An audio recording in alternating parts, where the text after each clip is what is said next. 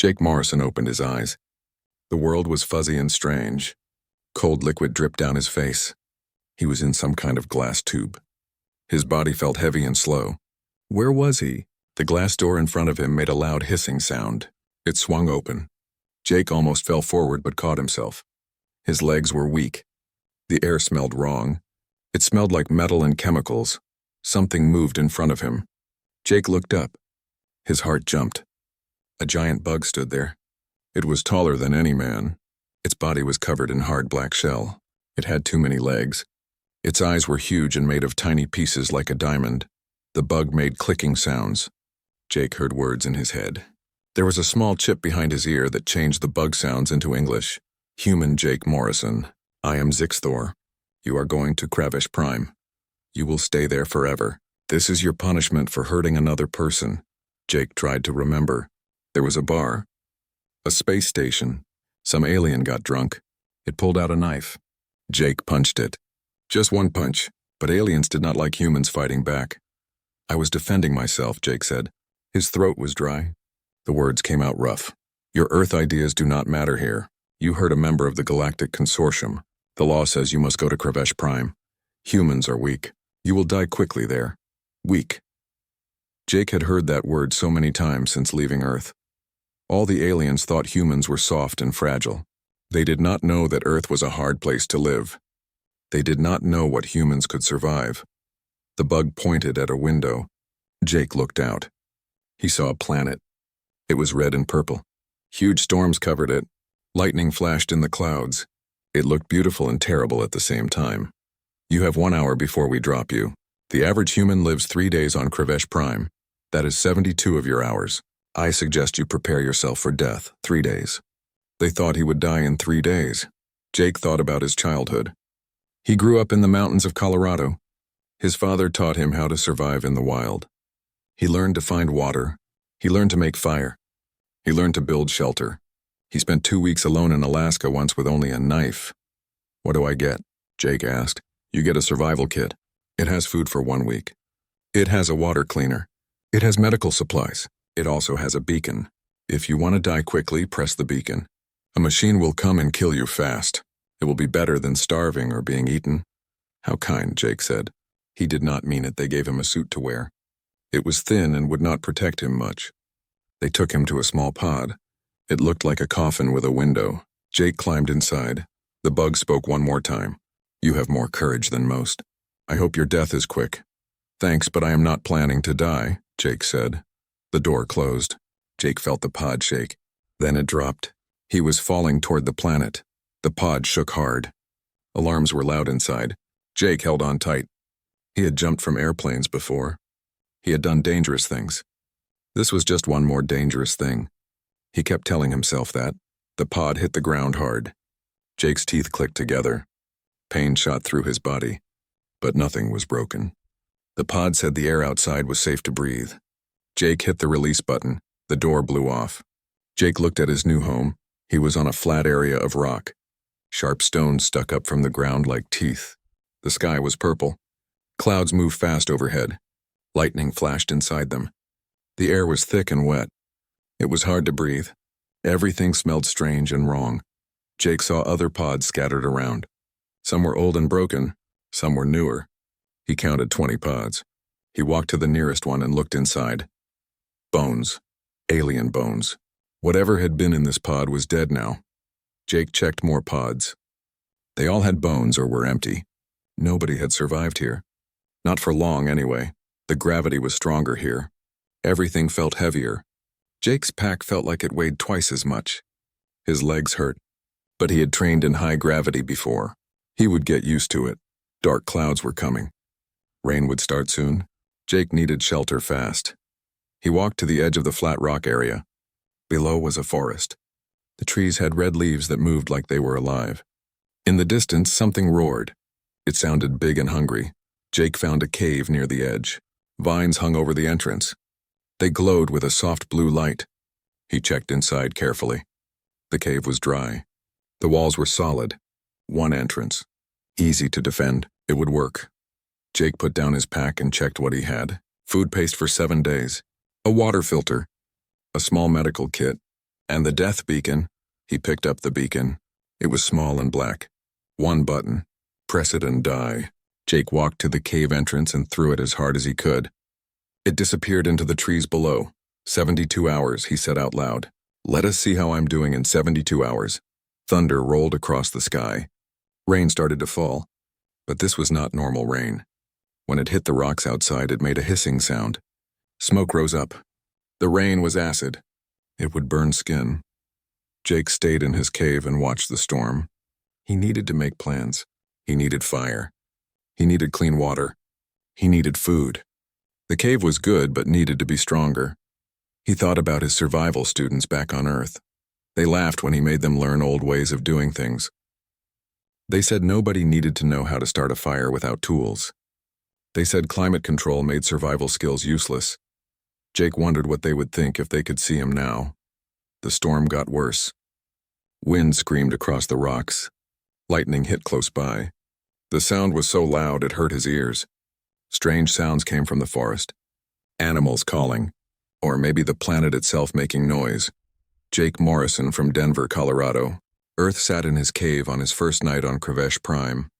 The aliens said he would be dead in 3 days. He planned to prove them very wrong. Jake woke up to a strange sound. Something was scraping at the cave entrance. He grabbed his tool that he had turned into a spear. His heart was beating fast. It was still dark outside. The scraping got louder. Something big was out there. Jake could hear it breathing. It was testing the cave entrance. It wanted to know if it could fit inside. Jake picked up a rock and threw it hard at the back wall. The sound was very loud in the cave. The creature outside made a hissing noise and ran away. Jake listened until he could not hear it anymore. When the sun came up, Jake looked at the cave entrance. There were deep scratches in the rock. Whatever made them was very strong. The scratches were as long as his arm and 2 inches deep. Jake needed food and water. His food paste would last a week. But he needed to find real food. He needed to learn what was safe to eat on this planet.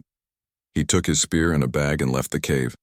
The gravity still made him tired, but it was getting easier. His body was learning to deal with it. Jake walked down from the flat rock area into the forest. The trees were huge. Their trunks were smooth and looked like metal. The red leaves made everything look strange. The ground was covered in soft moss. When he stepped on it, little clouds of dust came up.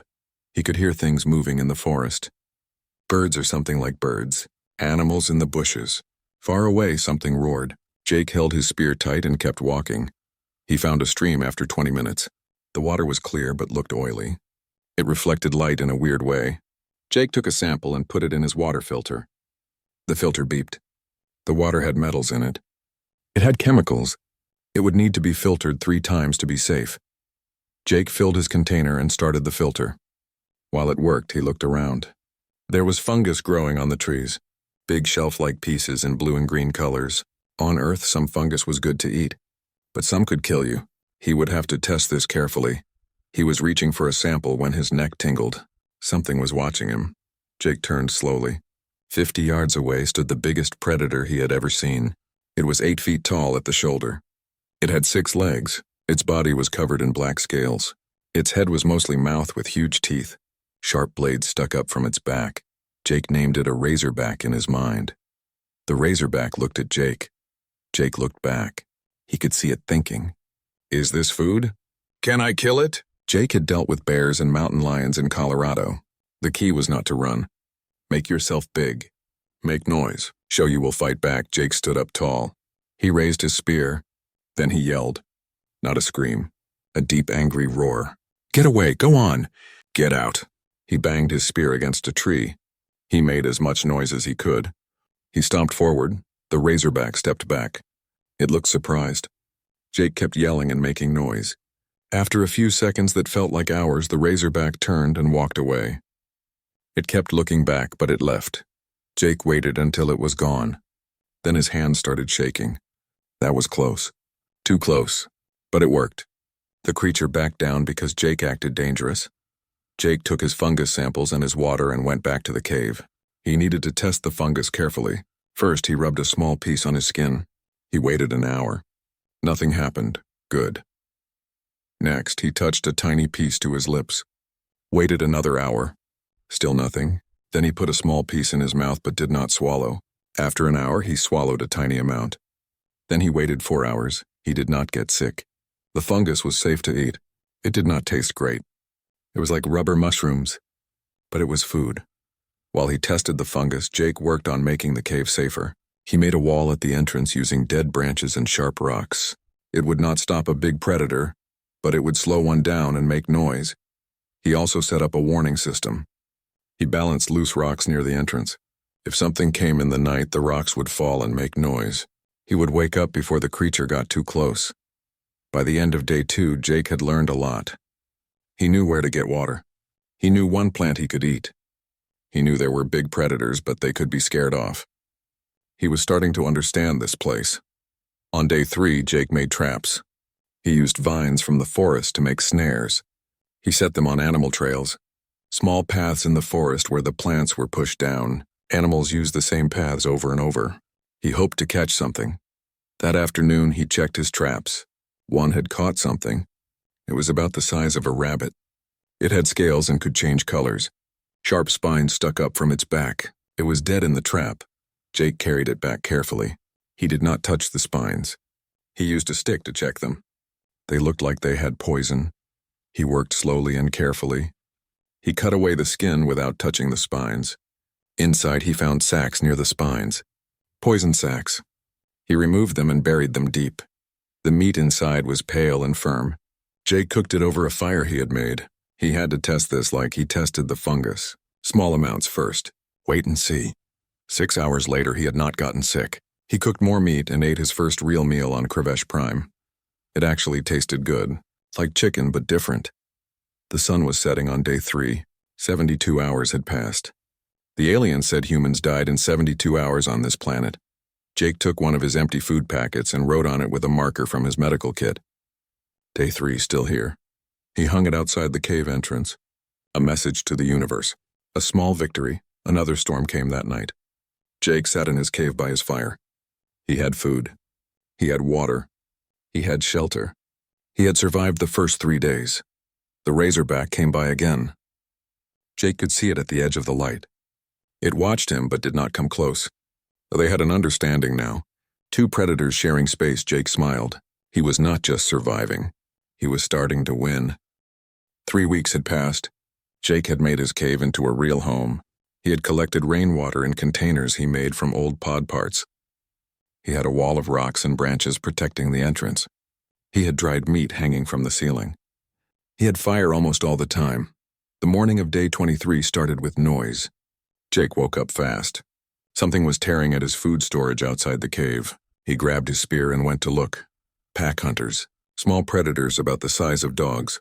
They had gray scales and too many teeth. 5 of them were working together. 2 were stealing his dried meat. 3 were watching for danger.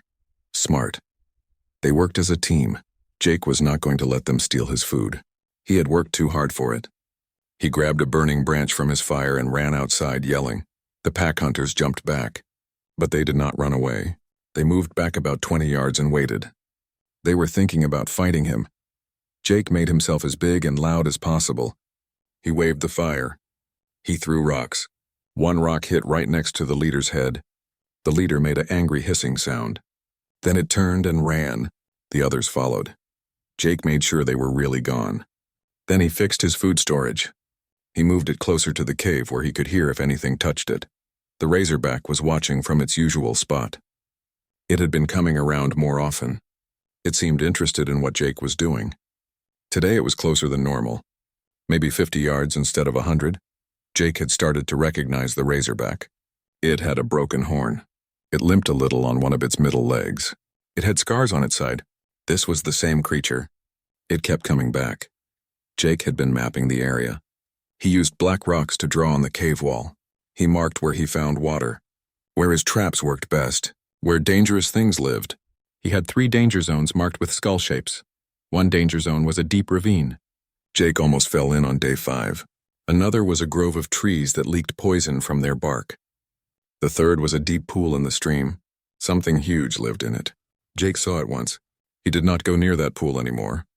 Today he added a new mark to his map. He found a collapsed cave. The entrance was blocked with rocks, but he could see inside through a gap. Footprints. Human footprints. They were old and filled with dirt. But they were from human boots. Someone else had been here. Another exile. The footprints went into the collapsed cave and did not come out. Jake dug for an hour and found bones. Human bones. Whoever they were, they survived longer than 72 hours. They found shelter, but they still died. It made Jake think. Surviving was not just about the first few days.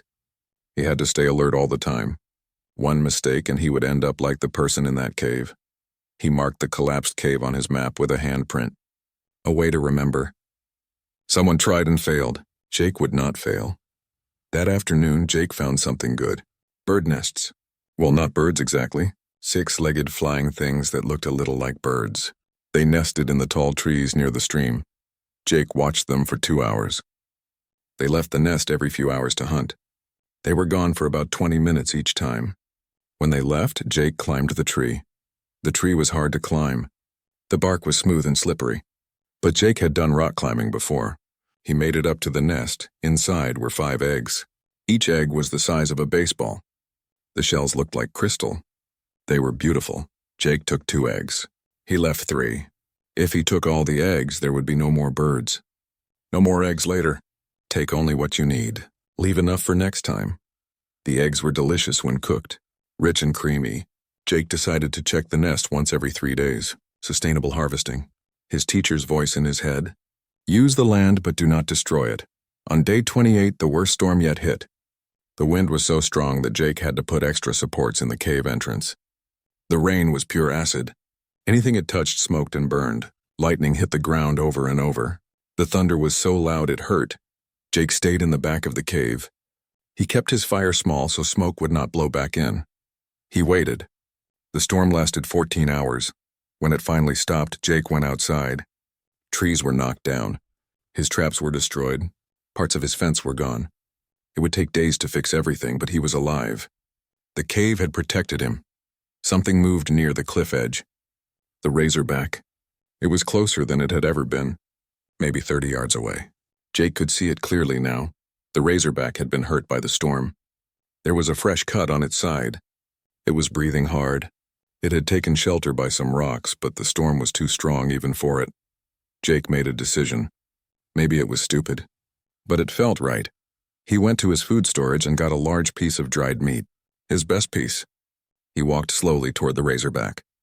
Not too close, about 20 yards. Close enough to be vulnerable. Close enough to show trust. He put the meat on a rock and backed away. The razorback watched him. It looked at the meat. It looked back at Jake. Jake could almost see it thinking, "What is this? A trap? A gift?" Finally, the razorback stood up. It walked to the meat. It smelled it carefully.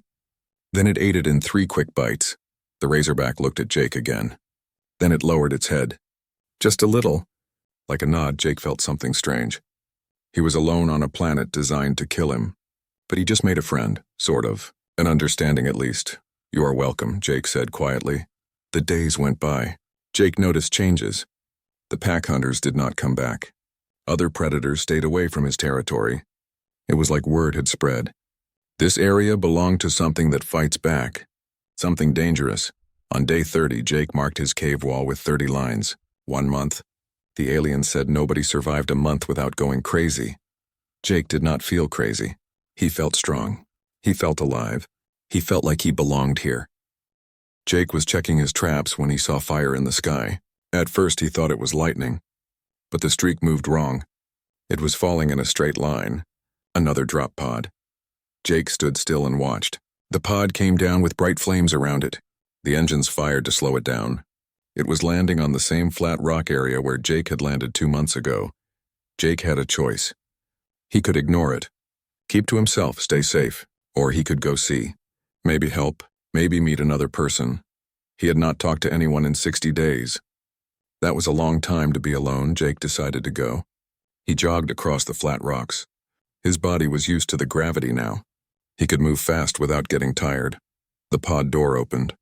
A person stumbled out. The person took off their helmet. It was a woman. She had dark hair and brown skin. She looked young, maybe late 20s. She took 3 steps and fell down. The gravity was too much for her. Jake called out as he got closer. He did not want to scare her. Hey, easy. Take it slow. The gravity here is really strong. You need time to adjust. The woman's head snapped up. Her eyes were wide. She looked scared. She reached for something in her survival kit. Jake stopped and held up his hands. Wait, I am human. From Earth. My name is Jake Morrison. I have been here 2 months.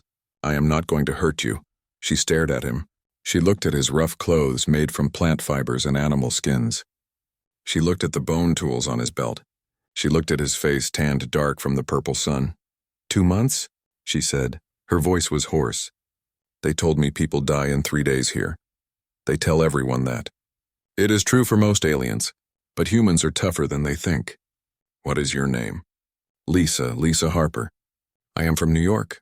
Well, I was. I have been living on space stations for 8 years. What did you do to get sent here? Jake asked. He helped her stand up. I hacked into consortium financial networks. I found proof of corruption. They did not like that. So they sent me here to die instead of having a trial. Political prisoner, Jake said. That is new. I just punched someone who tried to stab me. Self-defense is not legal in their law. Lisa swayed on her feet. The gravity was hard on her. Jake could tell she was struggling. Come on, my cave is not far. You need to rest and drink water. We can talk more there. But we need to move before dark. The animals here are not friendly. Lisa looked around at the alien landscape, the purple sky, the red forest, the strange sounds. Jake saw reality hit her. This was real. This was her life now. How do you survive? She asked quietly. Same way humans always survive. We adapt, come on. I will teach you. The walk back was slow. Lisa could barely move in the high gravity. Jake told her about the first days. About finding the cave. About learning what was safe to eat. About the predators. When they got to his territory, Lisa stopped and stared. What is that? The razorback was lying near its rock. It lifted its head to look at them.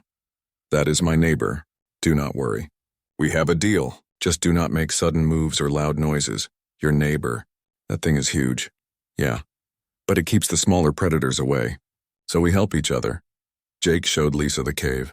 She looked at everything he had built. The tools, the food storage, the map on the wall, the fire, the water system. You built all this yourself? 2 months is a long time. Plus, I was a survival instructor back on Earth. I taught people how to live in the wilderness. Lisa sat down on a rock. She looked tired. I have never been camping. I grew up in a city. I went straight to space stations. I have never even seen a real forest before this. Then you are going to learn fast. First thing, let us look at your kit. They opened her survival kit. It had the same things Jake's had. Food paste, water filter, medical supplies, the death beacon. But then Lisa pulled out something different. A small electronic device. She turned it over in her hands. What is that?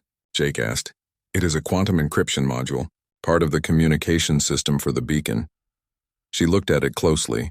This is way too advanced for just a death beacon. If I had the right parts, I might be able to change it into something else. Like what? Like a transmitter. A real one. Not a death beacon. A device that could send messages off planet. It would take work. I would need parts from other pods. But it might be possible. Jake felt something he had not felt since landing here. Hope. How many other pods would you need? At least 3. Maybe 5. And they would need to be recent. Old parts might not work anymore. Jake thought about the pods scattered around the flat rocks, about going into the dangerous parts of the forest to find more. It is risky. It will take time. But it is a chance. The first real chance to get off this rock. Exactly. It is a long shot. But it is something. Over the next week, Jake taught Lisa everything. How to move in the gravity, how to find safe water, how to identify food, how to set traps, how to deal with predators, how to read the weather and find shelter. Lisa learned quickly. She was smart and paid attention. She took notes on everything. She asked questions that Jake had never thought to ask. She saw patterns he had missed. Lisa also told Jake things about the consortium, about the corruption she found, about a secret list, political prisoners sent to Deathworlds, people who asked too many questions, people who would not stay quiet. They use this place to make people disappear, Lisa said. The records say you died in 72 hours. Nobody questions it. Nobody checks. It is the perfect way to get rid of problems. Well, Jake said, we are not going to make it easy for them. Tomorrow we start collecting parts. The first salvage trip was easy. They found a pod a mile away. Lisa took it apart while Jake watched for predators. She pulled out components and put them in her bag. The second trip was harder. The pod they needed was deep in the forest, in territory Jake had avoided. Too many predators, they moved carefully. Lisa carried her tools. Jake carried his spear and knife. He read the signs of animal trails. He steered them away from danger. They were almost at the pod when Jake felt it. That feeling when something is watching you. He grabbed Lisa and pulled her behind a fallen tree. It came through the forest like a walking mountain, 3 times bigger than the razorback, 4 legs like tree trunks, armor plates on its back, horns like spears, eyes that glowed blue, a titan. That was the only word for it. They stayed frozen behind the tree. The titan walked past. Each step shook the ground. Trees bent out of its way. Jake held his breath until it was gone. 4 months had passed. The transmitter sat on the flat rocks like a pile of junk. It was made from 17 different drop pods. Wires connected everything. It looked like it might explode. But Lisa said it would work. 1 shot, she said. We have 1 chance. All the power cells will burn out when we use them. The transmitter will probably break. We get maybe 5 seconds to send our message. Will 5 seconds be enough? Jake asked. It will have to be. I have encoded everything. My evidence of corruption. The coordinates of this planet. Proof that humans can survive here. It will all go out at once. Another exile had arrived 2 weeks ago. An alien named Crix. It was made of living crystal. Its body looked like colored glass. It made sounds like wind chimes when it moved. Crix had been sent here for refusing to lie. Its job was to record death statistics for Deathworlds. But the numbers were false. The consortium made Crix change the numbers to make Deathworld seem more dangerous. When Crix said no, they sent it here. Crix was amazed to find survivors. Amazed to find that the Deathworld stories were exaggerated. The alien had helped them plan. A consortium patrol passes near here in 40 minutes, Crix said. Its voice sounded like music. They are friendly to humans. If they get your message, they will come. And if they do not get it, Jake asked, then we try again. But we only have enough power for 1 transmission. Lisa looked at the sky. Dark clouds were forming. The storm is coming early. If we transmit during the storm, the electromagnetic energy could boost our signal, make it stronger. But it is also dangerous. Jake looked at the storm. It was going to be bad. Maybe the worst one yet. But it was also their best chance. We transmit during the storm. Set up on the highest point. Maximum range. They hauled the equipment to the top of the highest rocks. The wind was already getting strong. Crix used its crystal body to block the wind and protect the transmitter. Lisa connected the power cells. Ready when you are.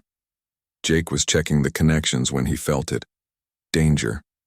He looked around and saw them coming. Predators. All kinds. Dozens of them.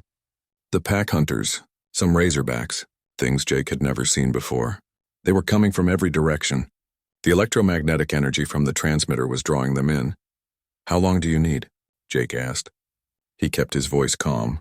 Lisa looked at the predators. Her face went pale. 2 minutes to encode and send. Then I will give you 2 minutes. Jake grabbed his spear and shield. Crix, can you help? I am not a fighter, but I can make light barriers. They will not last long. Do what you can. The first predator attacked, one of the pack hunters. Fast and vicious. Jake met it with his shield. The creature's teeth scraped against the metal. Jake stabbed with his spear. The creature yelped and ran back. But 3 more came forward. Jake fought using everything he had learned. He used the rocks to funnel them. He used the wind. He yelled to confuse them. He stabbed and blocked and dodged, but there were too many. He got cut on his arm, then his leg. Blood was running down his face. He was getting tired, then he heard it, a roar that cut through the storm. The razorback charged into the fight. His razorback, the one with the broken horn and the limp. The razorback fought beside Jake. Together they held the line. Human and alien predator working as a team. A huge creature broke through. It was heading straight for Lisa. Jake threw his spear. It hit the creature in the eye. The creature screamed but kept coming. Jake ran. His tired legs pumped hard. He threw himself between Lisa and the creature. Claws raked across his chest. Pain exploded through his body. But he held on. Transmitting now, Lisa said. The transmitter came alive. The sound was like tearing metal. Every power cell released its energy at once. Light burst out so bright that Jake could not see. The electromagnetic pulse was so strong that all the predators froze. Jake heard Lisa's message broadcasting into space. This is Lisa Harper transmitting from Krevesh Prime. We are human survivors of political exile. We have evidence of consortium corruption. We have survived 4 months on a Class 10 Deathworld. We are proof that humans are not fragile. We belong among the stars. These are our coordinates. Come find us. The message repeated 3 times. Then the transmitter exploded. Sparks flew everywhere, but the message was sent. It was racing through space right now. The predators recovered from their shock. They started to attack again. But then the storm truly hit. Acid rain fell in sheets. Lightning struck all around. The predators ran for shelter. Jake, Lisa, and Crix made it back to the cave. Jake's wounds were bad but not deadly. Lisa cleaned them and wrapped them up. They had survived. They had sent their message. Now they had to wait. 3 weeks went by. Jake healed slowly. His chest hurt when he moved. But he kept working. Kept surviving. Then one morning, Jake heard engines. He looked up and saw a ship. A real ship. Not a prison transport. It had Earth colors. Earth markings. The ship landed on the flat rocks. The door opened. People came out. Humans in suits. They had weapons and equipment. A woman took off her helmet. She had gray in her hair and hard eyes. But she smiled when she saw Jake. Jake Morrison? I am Captain Helen Price. Earth Expeditionary Fleet, we got your message. Took us a while to get here, but we came. Jake looked at the ship. At the captain. At the chance to go home. Then he looked at his cave. At the territory he had claimed. At the Razorback watching from its rock. You came, he said softly. Of course we came. Lisa's evidence caused a huge problem for the consortium. Your survival changed how everyone sees humans. You are a hero. Not a hero. Just a survivor. That is enough. Ready to go home? Jake thought about it. About Earth, about Colorado, about his old life.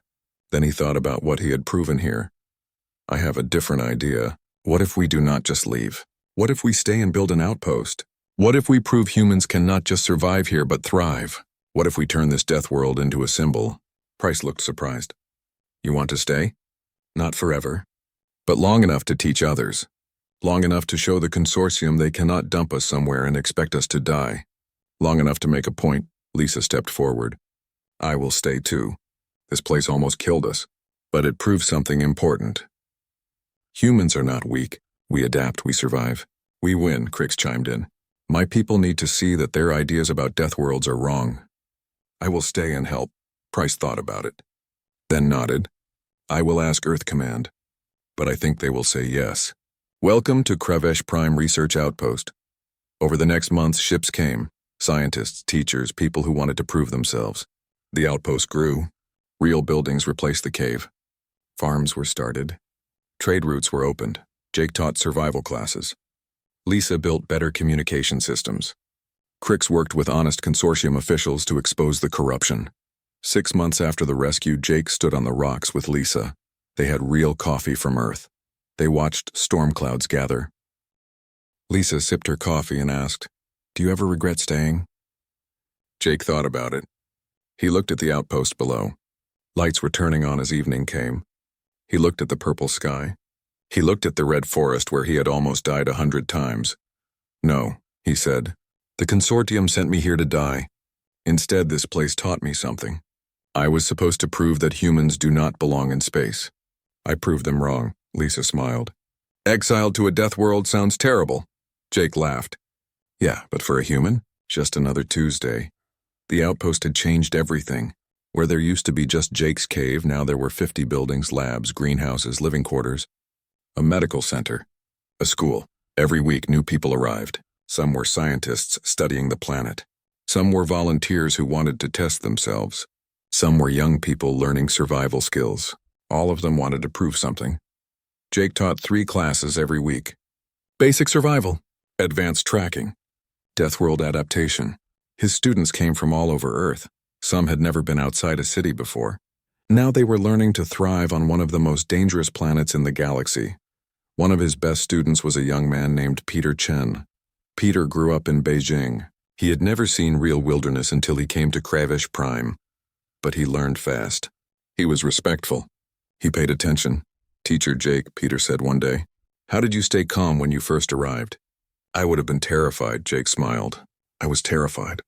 But fear is okay. Fear keeps you alert. The trick is not to let fear stop you from thinking. Use your brain. Make plans. Take it one day at a time." What was the hardest part? The loneliness. The first 2 months alone were harder than any predator. When Lisa arrived, it changed everything. Having another person made all the difference. Peter nodded. He was taking notes like always. "And the Razorback? How did you become friends with it?" "We are not friends exactly. More like neighbors. I showed respect. I shared food. I did not threaten its territory. Sometimes that is all it takes." The Razorback still lived near the outpost. It had become famous. People took pictures of it. Scientists studied it from a safe distance. But it only came close to Jake. They still had their understanding. Lisa's work had blown up the consortium political system. Her evidence showed that dozens of officials had been using Deathworlds as dumping grounds, not just for criminals but for anyone who caused problems. Journalists, whistleblowers, political opponents. The scandal reached the highest levels. Several consortium members were arrested. New laws were passed. Deathworld Exile was banned for political crimes. The survivors on Kravesh Prime were offered full pardons and compensation, but most of them chose to stay. Like Jake and Lisa, they had found something here. Purpose. Community. Proof that they were stronger than anyone thought. Crix had become an ambassador. The crystalline alien helped other species understand that humans were not fragile, that Earth was a death world and humans evolved there. That human toughness was normal, not special. Humans grew up in a hard place, Crix would tell other aliens. They learned to survive when survival was not guaranteed. They learned to adapt when adaptation meant life or death. We should not underestimate them. We should learn from them. The agricultural project was making progress. Earth crops were being adapted to Kravesh Prime conditions. Tomatoes grew in the greenhouse. Wheat was being tested in protected fields. Chickens laid eggs in coops that looked like fortresses. The goal was to make Kravesh Prime self-sufficient. No more supply ships needed. A real colony. A permanent human presence on a death world. Jake walked through the greenhouse one afternoon. Dr. Carol Martinez was checking the tomato plants. She was a botanist from Mexico. She had been on Kravesh Prime for 3 months. "How are they doing?" Jake asked. "Better than expected. The soil here is actually very rich once we filter out the toxins, and the purple sun provides good light for photosynthesis. We might have our first harvest in 2 weeks. That is amazing. It is all because of what you proved, Jake. You showed that humans can live here. Now we are showing that humans can farm here, build here, make homes here." Jake felt proud. 4 months ago, he was alone in a cave just trying to survive one more day. Now there was a thriving outpost. Now there was hope for a real future. That evening, Captain Price called a meeting. Everyone gathered in the main hall. Over 100 people now. Humans and a few friendly aliens, all of them working together. "I have news from Earth Command," Price said. "They have officially recognized Kravesh Prime as a human colony. We have full rights to settle here. We have protection from the consortium. And we have funding for expansion." Everyone cheered. Jake felt Lisa grab his arm and squeeze. This was real. They had won. "There is more," Price continued. "Earth wants to establish a survival training academy here. They want Jake Morrison to be the director." All eyes turned to Jake. He felt his face get hot. He did not think of himself as a director. He was just a guy who knew how to survive. But Lisa leaned close and whispered, "You should do it. You are the best teacher here. You can train the next generation." Jake thought about it, then nodded. "I will do it. But only if Lisa helps, and only if we do it right. No cutting corners. No making it easy. If we are training people for death worlds, we train them properly." Price smiled. "I would not have it any other way." The meeting ended with celebration. People talked and laughed. Plans were made. Dreams were shared. Jake slipped outside. He needed air. He needed to think. So much had changed so fast. The Razorback was waiting near the old cave. The cave was preserved now. A historic site. The place where it all started. Jake walked over to the Razorback. He sat down on a rock about 10 yards away. Close enough to talk, far enough to be safe. Hey, buddy. Crazy, right? All these people. All this noise. You probably missed when it was quiet. The Razorback made a low rumbling sound. Not threatening, just acknowledging, I know I am not leaving. This is home now. Your home and mine. We built this together in a way. The Razorback lowered its massive head. That gesture Jake had learned meant understanding. They sat together in comfortable silence as the sun set. The purple sky turned deep red. The first stars came out. Ships moved overhead, coming and going. Jake thought about his journey. Arrested on a space station, sentenced to death on a Deathworld, left to die in 72 hours. But he survived. He thrived. He built something new. The consortium thought they were punishing him. Instead, they gave him a purpose. They gave him a chance to prove what humans could do. They gave him a home. Jake stood up. I should get back. Big day tomorrow. First class of the new academy. The Razorback watched him walk back to the outpost. 2 apex predators. 2 survivors. Both exactly where they belonged. Inside the outpost, people were still celebrating. Jake found Lisa and Crix. They stood together looking at a map of planned expansion. Next year we want to establish a second outpost, Lisa said, further into the forest. Closer to the mountain range. More people will come, Crix added. Other species too. Everyone wants to learn from the humans who conquered a Deathworld. Jake smiled. We did not conquer it. We learned to live with it. Big difference. Either way, Lisa said, you started something important here. You proved that humans belong among the stars. You proved we are not fragile. Jake looked around at everything they had built, at all the people working together, at the future being created right here on this Deathworld. We proved it together, he said. All of us. That is the real lesson. Humans are strong, but we are strongest together. The celebration went late into the night. Music played. Food was shared. Stories were told. And high above, the stars shone down on Krivesh Prime, the Deathworld, the impossible place, the planet that was supposed to kill any human who landed there. Instead, it became home.